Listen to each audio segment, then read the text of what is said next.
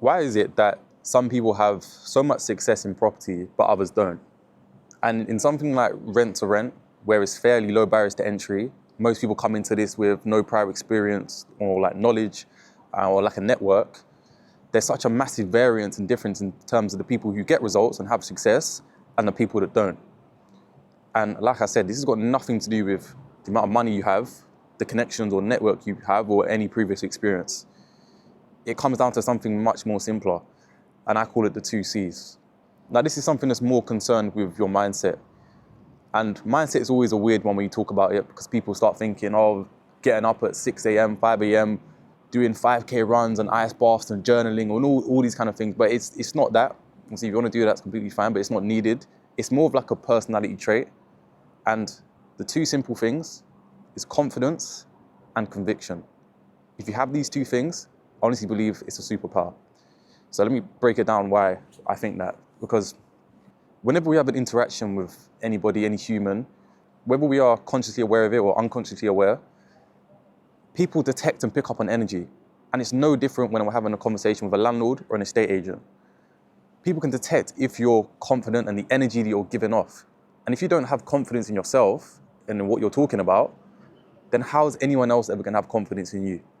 So it's all about the way you show up and frame yourself in these conversations when you are pitching and trying to network and deal with potential landlords and agents and people within the property space. So are you going into these conversations like professional? Do you believe in the offer that you provide, in the service that you're providing? Ultimately, this is like a service-based business. So if you don't have any confidence and conviction in the service that you provide for people, then people will detect that energy. It's so important. And confidence isn't just about being loud or arrogant. It's just being clear in your knowledge, knowing exactly what you want and what you provide, and not folding if anyone wants to question it. Because whenever you're starting any business model, but particularly with rent to rent and trying to get involved in service accommodation, there will be pushbacks, there'll be objections. People will try and shut you down.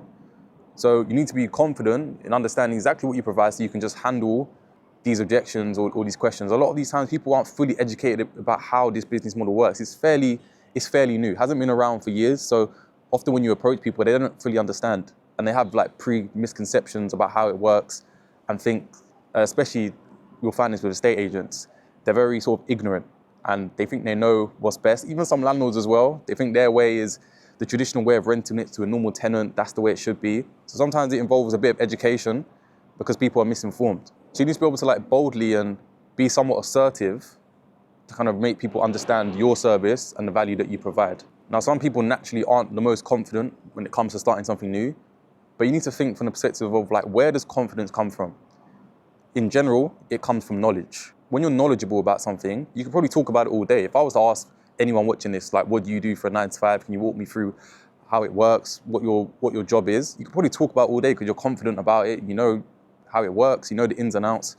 Same way with me, I could talk about, I don't know, my hobbies and interests, football, I could talk about cars or chess. I played loads of chess. I could tell you the full ins and outs of how it all works and different openings and stuff like that, because I've done it repeatedly and I have the knowledge about these particular subjects. So it's no different with property. I can talk about service accommodation, Airbnb, all day because I know how it works. I know the ins and outs. So therefore, when I go into these conversations, I have conviction and I really believe in my offer. And that's the difference between being able to get deals or not. And from the people that I see that get deals, they have that conviction.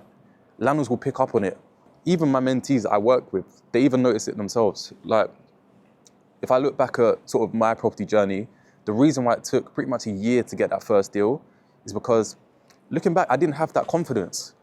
I was sort of unsure when I was speaking to landlords. When I would sort of fold sometimes if they had objections, they didn't tell me, oh, it was illegal. I wouldn't know what to say. And then again, that energy that I'm giving off, people pick up on it and they're not going to trust you. So if I had that confidence and conviction in what I was doing from the get-go, I probably would be way further than I am now. And for my mentees and the people that I work with, after they get their first unit, they naturally have a bit more conviction after that. And they say like, Elliot, I literally understand it now. Because you see how it works. Your landlord is happy. The guests that you're dealing with, they're satisfied with your service. Like, you have more belief in what you were doing. So now when you go into these conversations afterwards, like your conviction levels are so much higher and you're increasing the chances of you getting that deal. So there's always like a perspective and like a mindset shift after you get that first one. It's like, okay, cool, I know what I'm doing now. But if you have that from the beginning, it's so much more powerful and it can help you get more deals. Because what you'll find is that the first deal is obviously the most difficult. Getting deals after that normally becomes a little bit easier. Yes, you'll have a few more connections and stuff, but I'm telling you, it really comes down to that conviction level. And how do you improve this? Again, it's simple. Education and knowledge. Once you have the full knowledge, the ins and outs of the business model, you understand the value you provide, your service and your offering, you're going to be way more confident when talking about it. And the good news is, everyone can educate themselves and gain more knowledge.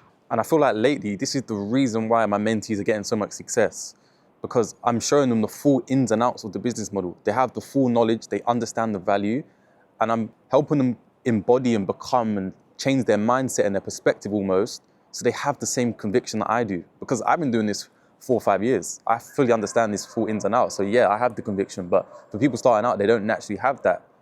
So I install that into them. So when they go into these conversations with landlords and estate agents, they're giving off that energy. They have that conviction, and it's helping them to get deals so much quicker, and they're going so much further. So look, anyone can learn new systems, but you need to have the conviction and the confidence. So if no one's told you this today, believe in yourself more, and you'll go so much further within the property space.